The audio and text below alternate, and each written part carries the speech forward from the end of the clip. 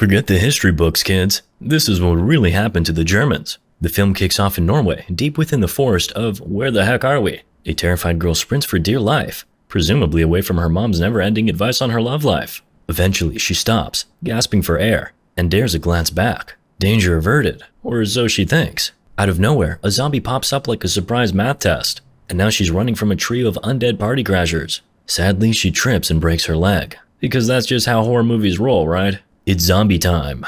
Switching gears, we join a group of friends cruising in two cars, ready to soak up a bit of vacay vibes. The dudes chat about a recent incident where some guy was found dead in the snow, which is nearly the title of the movie.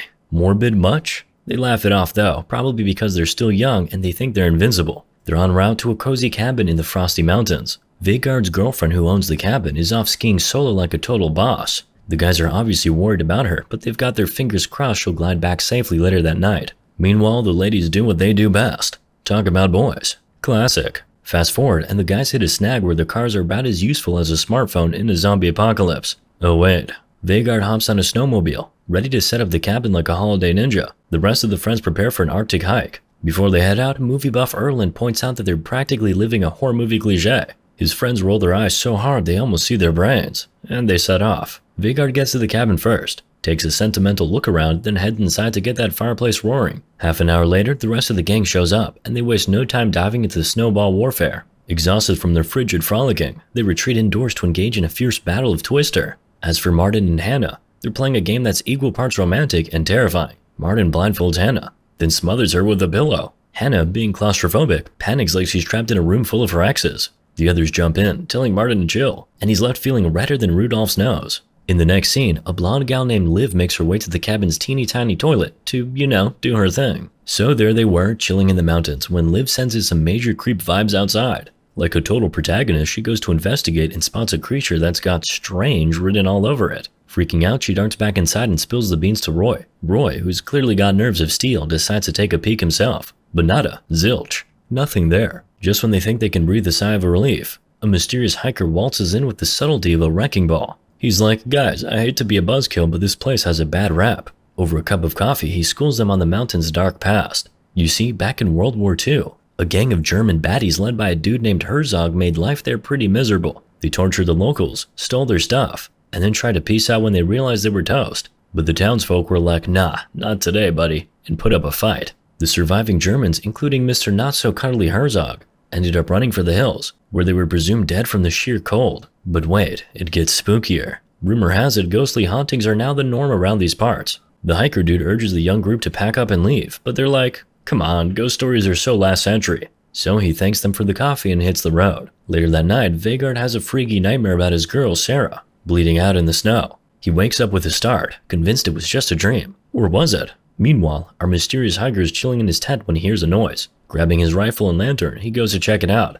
Big mistake. A blur whizzes past and slices his throat faster than you can say boo. He tries to crawl back to his tent, but the killer follows and turns him into a human buffet. After the nightmare fuel, Vegard tells his friends he's gonna go find Sarah. The rest of them just keep on frolicking in the snow, blissfully unaware of the horror lurking nearby. Vegard stumbles upon the now dead wanderer and freaks out, zooms away on his snowmobile. Back at the cabin, Martin's feeling queasy as Hannah accidentally cuts herself prepping dinner. His pals laugh at his irony. The dude wants to be a doctor, but he can't stomach the sight of spaghetti juice. While hunting for more brewskis, Erland uncovers a wooden box filled with World War II treasures. Martin's like, hold up, let's wait for Vegard and Sarah before we dive into this loot. Little do they know, there's more to worry about than just splitting the spoils. Vegard, hot on the trail of his girlfriend's footprints, calls out her name. A patch of deceptively innocent snow betrays him, and he slips, falling into a cave and knocking himself out cold. Literally. Meanwhile, his oblivious friends partied up, playing with riches like they just won the lottery. Erland takes a bathroom break, and as he's answering nature's call, a gold coin slips out of his pocket,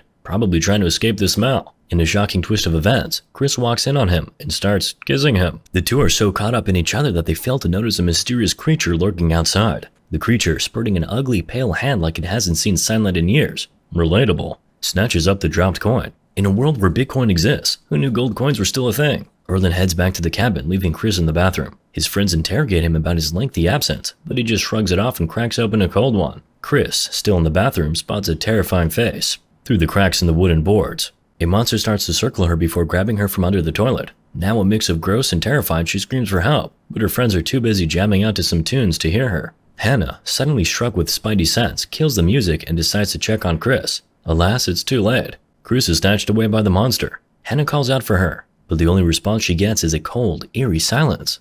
The men, now on high alert, grab a rifle and head out to search for Chris. They don't find her, but they do stumble upon Vhagar's girlfriend's backpack, abandoned in the snow. The crew returns to the cabin, trying to piece together the mysterious events. Hannah catches a glimpse of the missing girl's face outside the window, only to realize her head is detached from her body. Yikes, talk about a bad hair day. Liv goes to investigate, but a zombie grabs her hair through the window. Hannah, now a part-time hairdresser, saves Liv by giving her an impromptu haircut. With adrenaline pumping, they barricade the cabin, using the couch as a makeshift door. Peering outside, they spot zombies shambling around like they're at a senior citizen disco. Panic ensues as the group attempts to fend off the zombie invasion. Martin channels his inner John Wick and shoots one through a smashed window, while Hannah goes full-on chef mode and slices off a zombie's hand with a knife. She holds up the hand like it's a prized catch, shouting that they need to make a run for it. But before they can hit the road, another zombie tries to crash the party. As the group barricades the door, Erland gets a bit too chummy with 3 zombies who decide to yank him out of the window for a fresh air date. His friends try to help, but another zombie crashes the party and gives Erland a killer headache. Literally. Rip in peace, Erland. We hardly knew ya. The next day, Vhagar awakens like a champ and surfaces from his slumber. With only 4 amigos left, they cook up an escape plan. Hannah's all like, let's split up, Scooby-Doo style. 2 of us take the car, the others wait for Vhagar and hoof it out of there. Martin points out that the car's basically a zombie dinner bell, but that just means the walkers won't notice the others sneaking away on foot. Genius. The ladies book it down the mountain for backup, while Martin and Roy stay behind to play zombie bait. Meanwhile, Vhagar's all Indiana Jones, exploring a cave with a homemade torch. He stumbles upon some World War II memorabilia. Spooky. Then he hears a noise, but when he turns around, nada. At one point, he even finds his ex-girlfriend's head. Talk about a bad breakup. Vhagar's epiphany moment. The cave is a missing German-turned-zombie hangout. Before he can say yikes, a zombie tackles him, and they both tumble out of the cave. A high-stakes game of zombie versus human ensues, with Vhagar barely hanging on by a rotting thread. He eventually uses the zombie's own intestines as a makeshift rope, which is both resourceful and disgusting. Meanwhile, the 2 gal pals are sprinting through the forest like it's an extreme workout. They get a little turned around, so they pick up the classic horror movie move. Split up. At first, Liv's like, no way, Jose. But Hannah gives her a reality check, in the form of a slap. They regain their composure. A zombie pops up, and off they run in opposite directions. What could go wrong, right? So Hannah's playing hide and seek with the zombie, right? She finds this tree and bam, smacks the zombie in the face like it's an undead piñata. She follows up with a round of kung fu kicks that would make Bruce Lee proud. But poor Blondie gets knocked out, and wakes up to a zombie treating her intestines like spaghetti. She thinks, well, ain't that just my luck, and decides to go out with a bang. Literally. She pulls a grenade and explodes, taking the zombie with her. Now the explosion is basically like an undead party invitation, and zombie Captain Herzog RSVPs with his whole squad. Hannah, who's playing Tarzan now, hides in a tree where a bird decides to host a rave. The zombies, not wanting to miss out, try to climb the tree. Hannah nopes out of there, performs an Olympic-worthy jump, and takes down a zombie with a branch. Talk about branch management. But now she's cornered on a cliff like a dramatic movie climax, which is exactly what this is. She decides to break the ice, literally. How many literallys are we gonna do? And plummets down onto a snow cushion. Meanwhile, Martin and Roy are trapped in a cabin, and Roy comes up with a brilliant plan. Let's burn the zombies with a Molotov cocktail. But clumsy Roy tosses it at a wall, turning the cabin into a barbecue. And Herzog's like, I smell humans. Martin tries to call the cops, but they're like, zombies? Yeah, right, bye. So they discover some gear in the bathroom. Guess someone was prepared for a zombie apocalypse. Vhagar, meanwhile, turns into Rambo, strapping a machine gun to a snowmobile, and zooms off to rescue his buddies. Hannah wakes up, sees a zombie, and channels her inner Mortal Kombat to perform a flawless victory. Roy and Martin go all DIY, weaponizing tools to fight the zombie squad. Vhagar swoops in, guns blazing,